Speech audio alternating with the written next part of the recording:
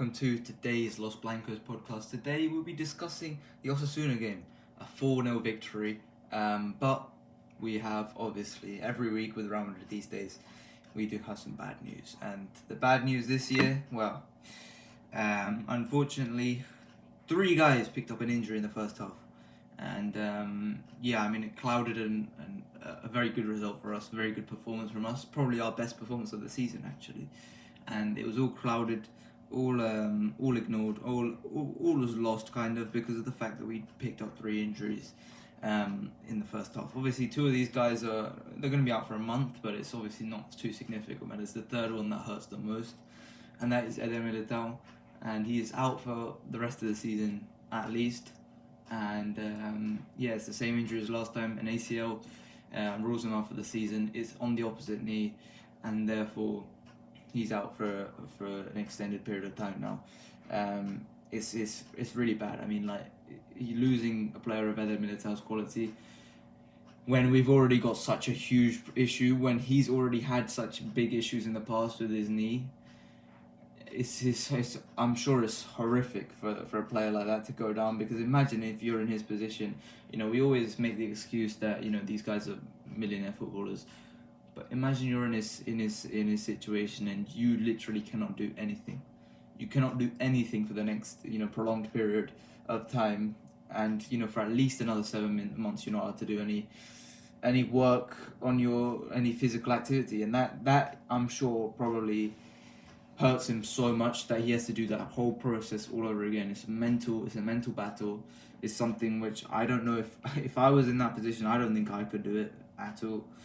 But that's why these guys are professional footballers, and I'm sure Eder Militao, and as much as everyone I've seen doesn't back Eder Militao to come back to his best, he came back, the first injury came back at a record pace. It was ridiculous how quickly he came back from that ACL injury. His recovery was fantastic, one of the best recoveries I've ever seen from an ACL injury. So I'd back him. I'd back him to come back to his best post ACL the second time, and I expect him to come back because I know he can do it. It's going to take a lot of work alongside someone like Dani Carvajal, but I back him to come back. And obviously the other 2 injuries with Lucas Vazquez is a month out, is 3 weeks out. It's less significant. It's still not great, but it's less significant. And then Rodrigo, same again. We've got depth in Rodrigo's position at least.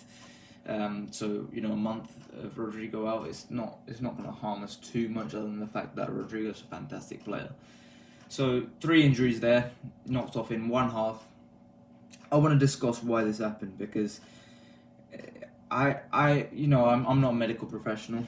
I don't want to claim to be a medical professional either. It's the first half, right? In the first half, and so far, we've had a ridiculous number of ACL injuries in the last 2 years.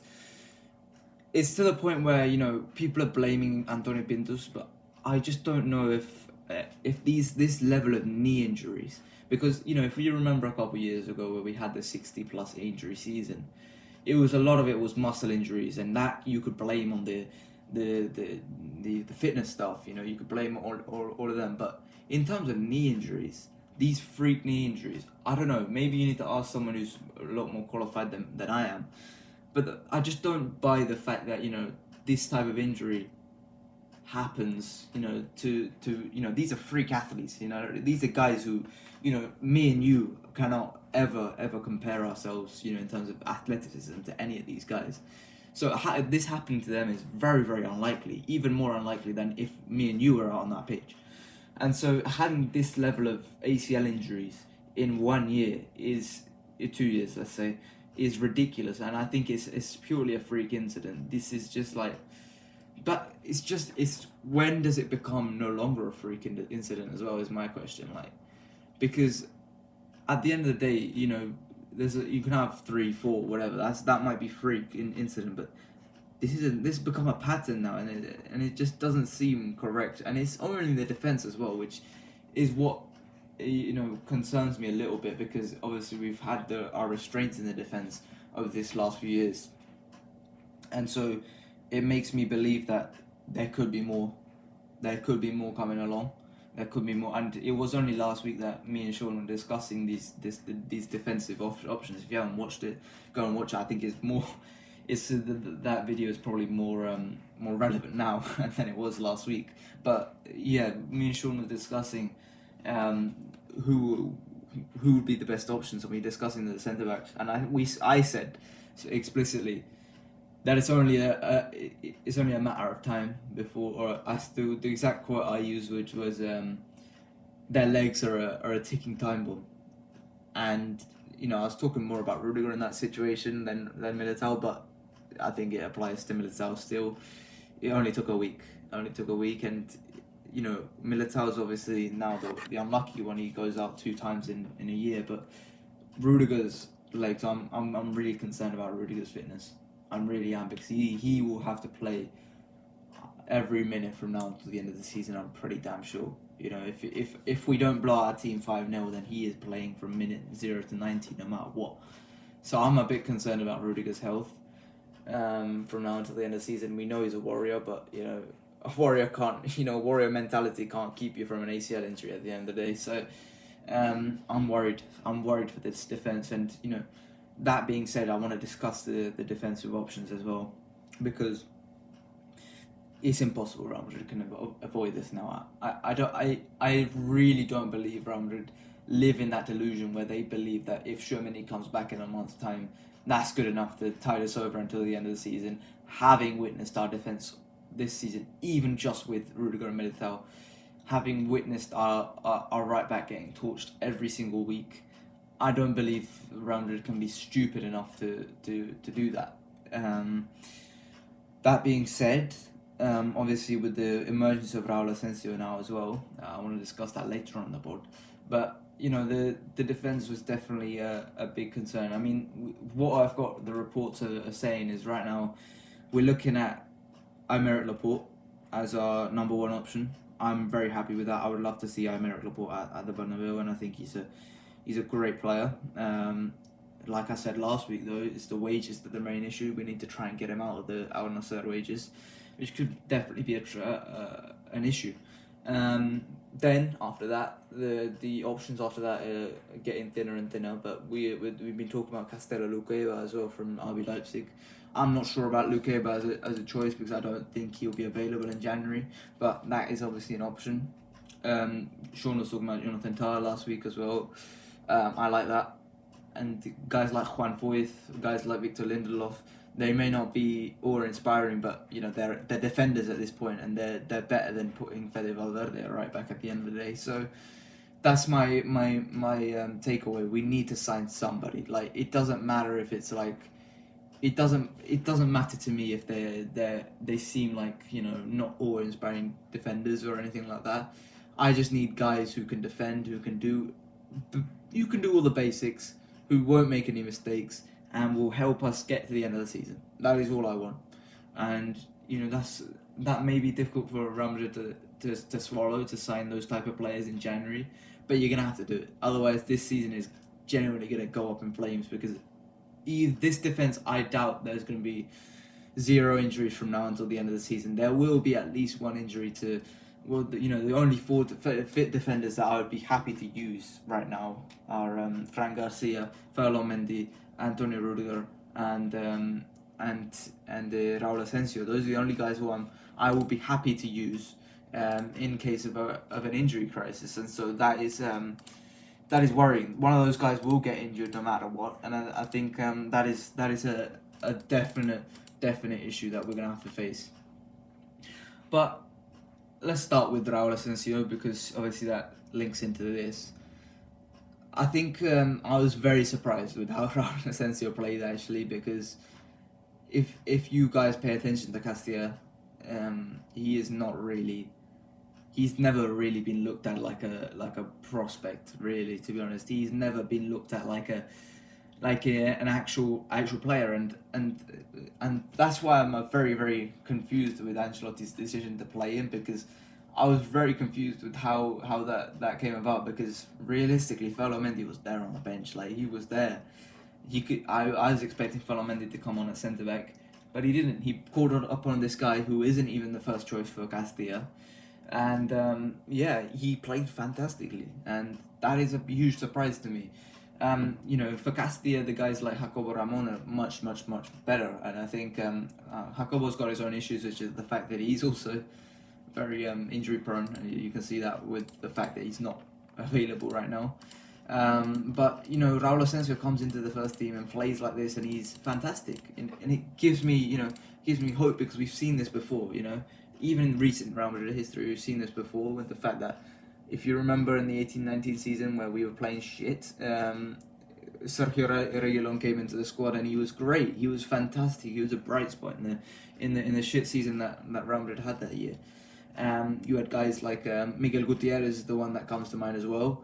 Is the fact that he wasn't that great for Castilla either, and yet he comes into the first team that season in the 2021 season under Zidane, and he was fantastic that year. And both these guys are very, very, very good examples of somebody who maybe not play so well for Castilla. It's a bit of a phenomenon, like how that happens, how that comes about. The fact that these guys who aren't great for Castilla play brilliantly for the first team, and so I hope that Raul Asensio can be that guy. I don't need this guy to be some ridiculous talent. Like, he's 21 years old, and at the end of the day, he is what he is almost at this point. But if he's good enough to be a squad player, I'm very happy with that. And I hope this sends a message to Carlo Ancelotti in the fact that these Castilla players can be trusted.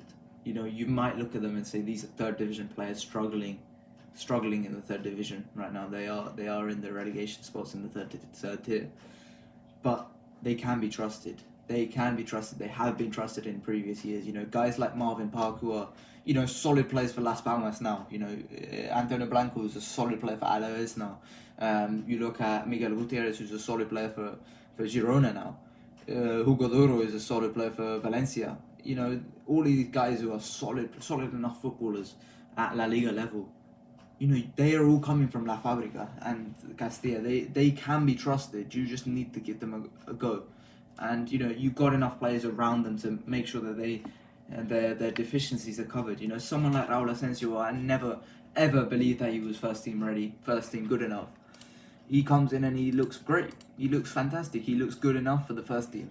And I hope that sends a message, Guys like Jacobo Ramon, who can be trusted. You got guys like Joan Martinez, who obviously didn't get used as much, but guys like also Jesus Fortea as well. Like, these guys can be trusted at the end of the day, to get you through injury crises, and they have been trusted in the past. So I think you've just got to make sure that you use these guys, and hopefully that's enough to tide us over. Like, I'm looking through the team right now, right? The Castilla team. This isn't a great Castilla team. I can fully admit that. This is a poor Castilla crop. But yeah, I look at guys like Gonzalo Garcia, who was once, a relatively talented player. I look at guys like Jeremy de Leon, who is very highly regarded. Mario Martinez obviously left us now. Pablo Ramon left us now. All of these guys aren't not all of them are great, but these guys can be trusted. They can be trusted. You just need to give them the benefit of the doubt in that situation, and I think Raul Asensio proved that. And speaking about his performance, his defensively wasn't tested too much. At the end of the day, and that's something to say. But I thought going forward in terms of his passing, I thought he was very, very good in terms of passing. He looked very, very established, very, very smart, and did the right move every single time, and so that was very, very convincing.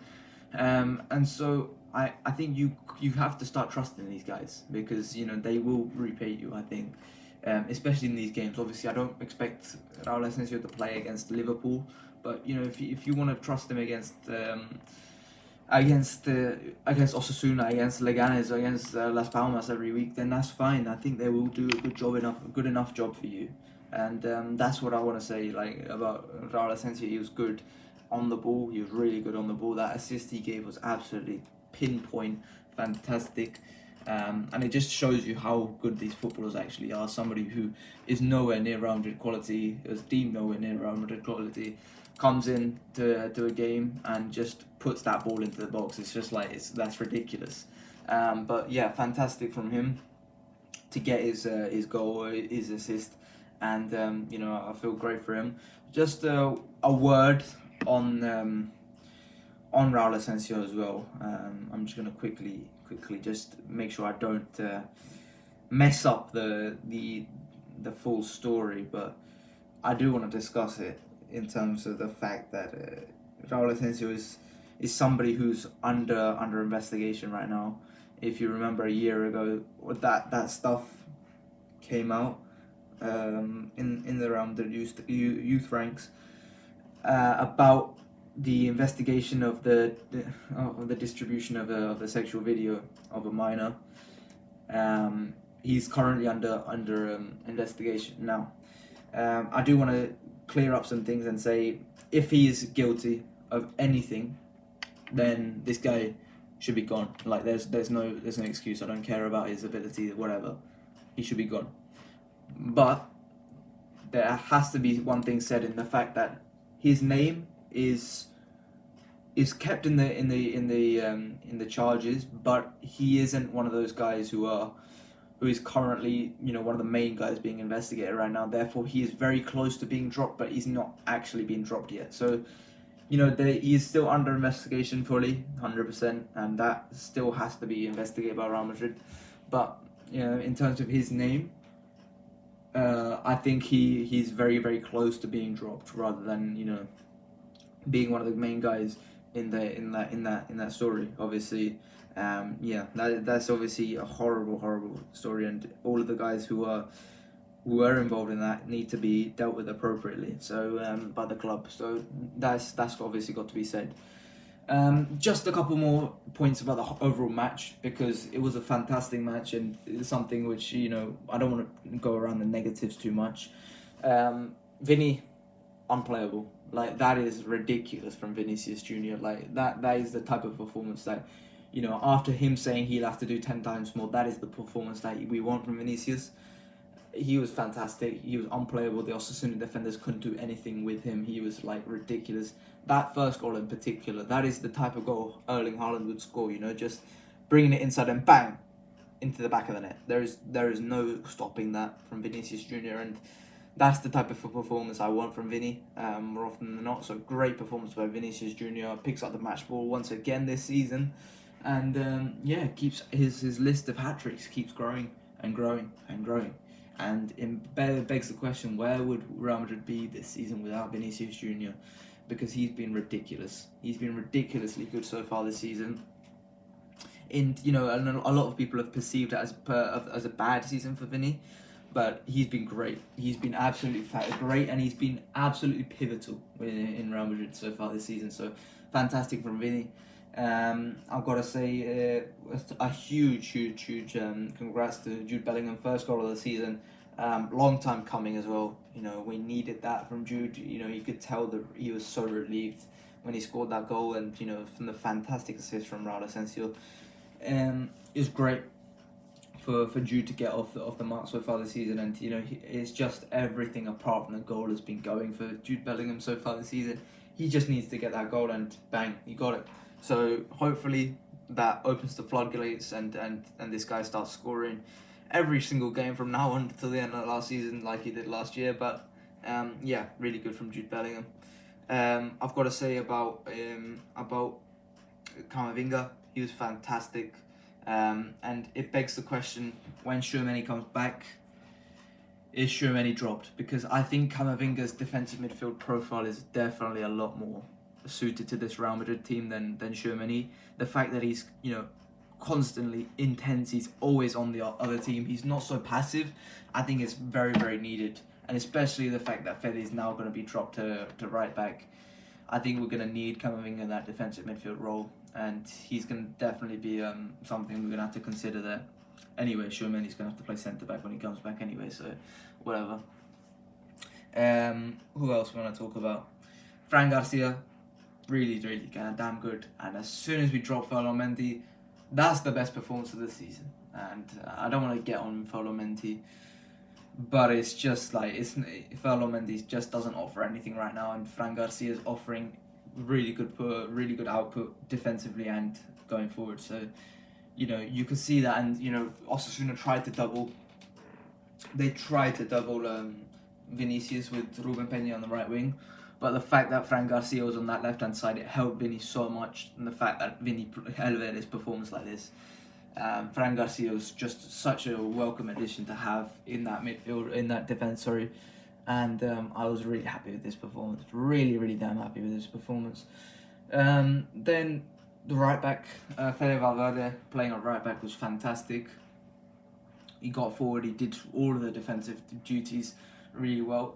And, Osasuna are no pushover. They're not a pushover side, they're fifth in La Liga for a reason. And a lot of that reason is the fact that they've got a fantastic left-hand side.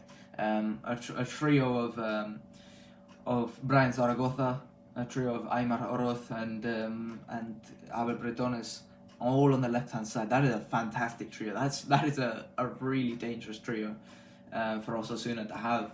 And Lucas Vasquez did pretty good job on them, and Fede especially. But Zaragoza hadn't had a sniff in this game. He couldn't get anywhere near that defense, and as long as he continues putting in the good performance against Barca, and stinks it up against Real Madrid, I'll be happy with that with Zaragoza. But yeah, a really good performance from Real Madrid. A shout out to Lunin. Got the only assist, the first assist of the 21st century by a goalkeeper for Real Madrid. Is by Andrew Lunin. Really fantastic pass. I'm not sure why the Osasuna defenders didn't try and stop it, but whatever. Not my problem, is it? It's Osasuna's problem. But yeah, great assist by Andrew Lunin to Vinicius. I'm sure Vinny was largely grateful for that. Brahim Diaz, I thought, had a fantastic performance off the bench. Really intense, constantly getting out that team. He had the most tackles in the game. He was just an absolute pest, defensively against Osasuna, and they really didn't enjoy it, I could tell. And it must be said, the fact that he was just fantastic when Rodrigo came off. So I was really happy with Brahim Diaz. Gave the assist to Vinny, which he very much could have scored himself. Really happy with his performance. Kylian Mbappe, obviously we've got to talk about him. He wasn't great. He wasn't bad either. It was just a very meh performance from Kylian Mbappe. Nothing really to offer in this game, but what can you do? You just gotta carry on, and that's it. That's all I've got to say about Kylian after this game. But that's probably all I got to say from this game. It was a fantastic performance. A really great performance. The best performance we've seen from Real Madrid so far this season, which obviously is not a high bar, but it's definitely something. It's a huge improvement. Obviously on the back of Vinicius Junior. Hopefully we start seeing these guys a little bit more. Hopefully that means Fran Garcia starts playing left back every single game now. Hopefully that means we see Fede playing right back some more games. Hopefully we see Camavinga playing defensive midfield no matter what. And hopefully you see Raul Asensio more. Hopefully this isn't just a one-time thing that Ancelotti does with Castilla players. He does it every year somehow. Last year was Nico Paz. The year before it was Alvaro Rodriguez. The year before that it was Miguel Gutierrez. He gave a couple games to and then he binned off. Hopefully this isn't just that scenario with Carlo. Hopefully we see more of Raul Asensio because he had a great performance. But we're going into an international break now, which is ridiculous. Another one. It's just like crazy. How we had 3 international breaks so far this season? That is crazy. I don't want to see this. I don't want to see international football. I really couldn't care less. The most exciting part of international football, most exciting part of Nations League action is to see whether San Marino can beat Gibraltar or some shit like that. I don't want to see that. I don't want to see Nations League, but whatever. What can I do? I've got no effect on that. But when we come back, Leganes, and then Liverpool. Really, really big game that is. Today, later on today, Mallorca are playing Atleti. Hopefully Atleti lose there. And then Real Sociedad are playing Barcelona. Barcelona heading to Anoeta for that game. So, difficult one. Definitely a difficult one for them in San Sebastian. Although Real Sociedad have been pretty damn poor so far this season, so maybe it's not that difficult. We have now taken 6 points. We're now 6 points behind Barca, but Barca do have a game today. Obviously, like I said, we will have a game in hand. So that is that. Yeah, definitely a bounce back. Something to feel good about. Real Madrid fans going into the international break. A lot of positives. First positive result of the season, first positive game of the season, performance of the season, and a clean sheet, much needed clean sheet, much needed stability, just much needed good performance. That is the story of the day. But that is it for today. I hope you guys have enjoyed. Please like and subscribe, and I'll see you guys later. Bye bye.